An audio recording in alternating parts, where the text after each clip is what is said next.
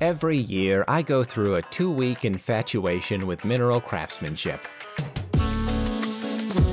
I know I'm not alone in this, but it always seems to last no more than 14 days, no matter what. There are many theories behind this phenomenon: ADHD, burnout, brainwashing, but I wanted to find out if this was truly an impenetrable barrier or if my cunning, pig-related skills could conquer this challenge. The parameters were simple: play mining crafts for at least 15 days in a row for at least 30 minutes a day. It would have to be classic French vanilla settings, and only single player would count. I could also only eat the KFC Famous Bowl 6 times per week, but this was unrelated. The world was ready, but was I? Day 1 began with an invaluable pep talk. It didn't take long for me to find a village. I'm taking this, even though it looks like somebody had an accident in it. I even found some of my own kind, who clued me in on the local gossip. Is this a pretty nice town? I was on the hunt for a place to call home, and figured I'd know it when I saw it. My first home was a makeshift treehouse, a detail that would foreshadow future events so clearly you could hardly blame anything other than divine design. The next morning, I spotted a key landmark. Mountain is there. Mountain is higher than current land where I am at. Mountain goes up into sky. Sky is where clouds are. Clouds are where the data is. I want to be where clouds are. I want to be where my spreadsheets are. I got acquainted with this new monument and explored its surroundings. It'd be cool if there were some goats, but you can't win them all, I guess. I think I just want to get right to work. I'm very excited about this location. Look at all the horses, look at all the clouds. You can't find clouds just anywhere. Now that I decided on a location for my summer home, it was time to start the build. After waiting a day. On day 2, I was reinvigorated with a surprising amount of enthusiasm. Okay, now grow. Look at this delicate ecosystem. Cow, chicken, sheep. It felt like a very homey location where I could make it my own, free of any danger. No.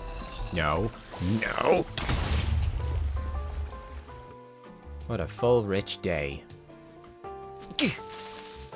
I flattened out the top and put down the foundation. I knew that I wanted a building that had a floor. I did some mining, collecting tons of copper that I never did anything with. That night, I could finally put down some torches and ensure that I wouldn't wake up to a creeper at the foot of my bed. Okay, let's prepare ourselves. We seem to be all right. Very good. That looks like a problem for tomorrow, Dirt. On day 3, I cleared out the rabble-rousers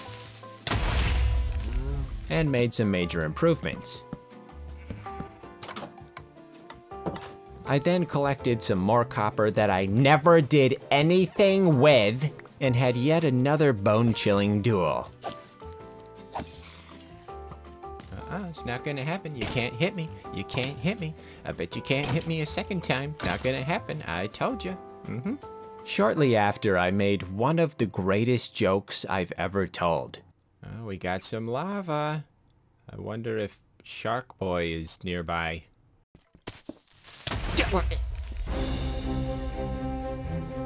On day 4, I emerged from the pits with a beautiful sight. Pink sheep. Pink sheep, pink sheep, pink sheep, pink sheep. Back at the mountain base, it was time for walls and experimenting with my material of choice, polished deep slate. I even set down my bed indoors as though I had naturally occurring survival instincts. Still need to wash this. Day 5 continued the trend of mining and building, and it became easier and easier to jump in compared to the first few days when it felt like a chore. I assume that the more tangible objective helped with this, along with my lack of interest in the outside world. Excuse me. Uh-huh. Day 6 set the new record for longest playtime at 1 hour and 48 minutes. I was an absolute deep slate machine, enjoying the fruits of my labor not long after. Nice to get out of the rain, into my shelter. But it didn't stay hunky-dory forever. Word of my impressive construction had reached the ears of the nearby pillagers, who surely wanted to tax my creation, or worse, put flags of their faces all over. Waking up on day 7 playing the Craft of the Mines was the first thing I wanted to do.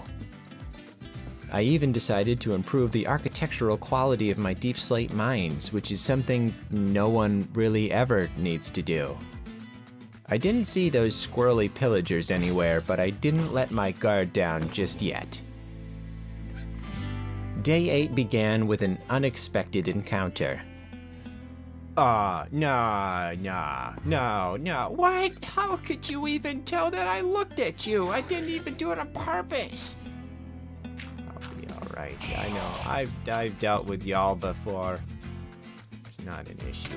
Get out of my personal space. You're gonna regret that. I can all but guarantee it. I smell a cease and desist letter. Away with you. No. No more. We're done. After all that nonsense, I went to go relax in the mines. Aha, what have we here? Good. This is beautiful. I love this. Is a great group. I'm so happy I found you. No. Not the baby zombie. Anybody but the baby zombie. This is not an issue. Done. Then I did some harmless farming. Is that... Come on. Just got to remove these. Let me in. Okay, where you is? Oh. I'm gonna go back inside. Didn't follow me up the steps, huh? You're not very smart. Okay. Where'd you go? Okay. I think the cookie will have to wait. It's time for Hawkeye level accuracy. Very good. That was pretty easy. I was determined to play it safe the next day. Just a little bit of innocuous building on the underside of the base. Why am I not surprised?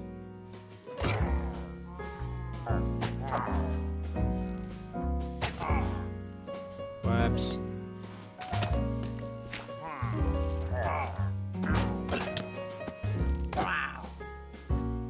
At this point, I had to relax, so I did this by pouring water out of my basement window.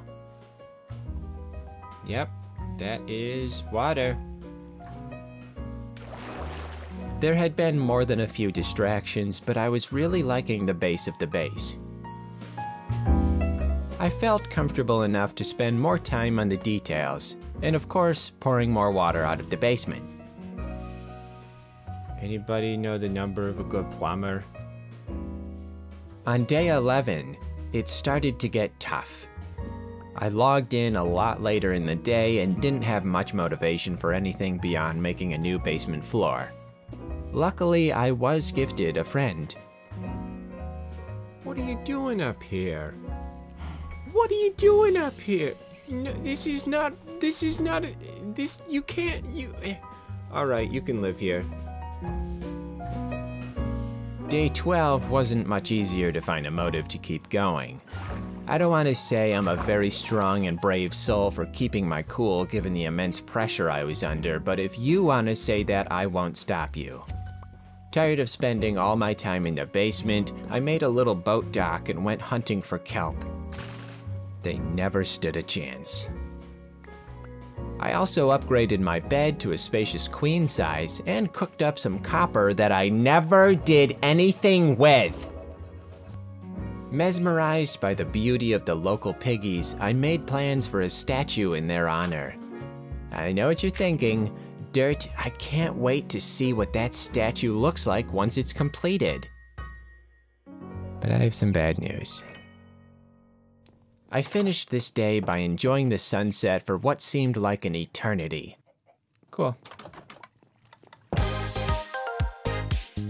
I nearly forgot about this challenge entirely on day 13. The pressure to give up was in full effect, but I fought it back by redirecting my energy.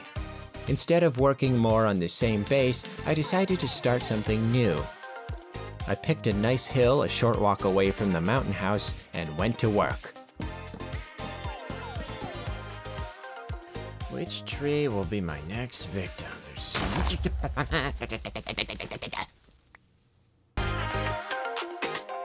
On day 14, I had just enough energy to keep going, and luckily the world was extraordinarily nice to me. Yep, this is normal. This is normal and this is fine. I just want to go vertically. I just want to go, I want to jump, I want to do this, I want to go jump on, I just want to go 2 blocks high. I want to jump here and then jump there. Can somebody just let me jump 2 blocks high? I just want to stack some wood right there, right there. Okay, let's try over here. I'm going to do this as long as you move your arm.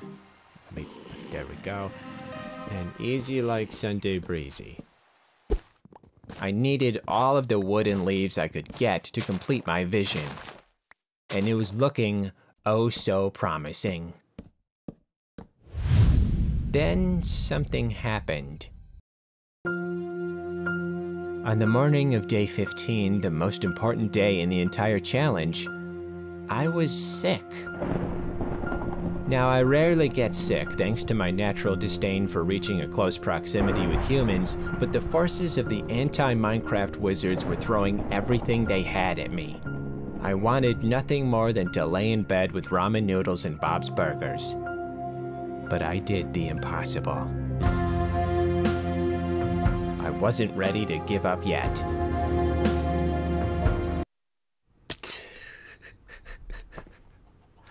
I'm having so much fun already. I'm really happy I did this. I kept climbing. I kept chopping. I kept eating pan-seared salmon. I started building out the tree fort branches and even had the energy to do some spelunking. You can go away. You can also go away whenever you're ready. At this point, there was really no need for me to keep going. I had done what I needed to do.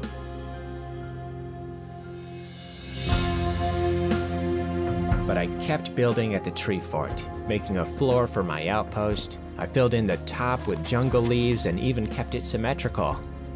And I didn't stop there. Not rain or snow or dark of night would keep me down. Fantastic. This is what we needed. It was getting too easy. I wish I had my flippers. I don't have any food, but I'll be alright. Home is right around the corner. But I think that was a good stopping point. In the end, I played for 16 days straight, reaching an average of 61 minutes per day. Not only did I prove this impenetrable barrier to be not impenetrable, but I proved to myself that nothing could stop me from accomplishing my goals. And with this new motivation, I was determined to do something noteworthy at some point in the future. Thank you so much for being here. If you want to tell me how proud of me you are in the comments, just tell me what your favorite fish is. It makes sense. Just deal with it.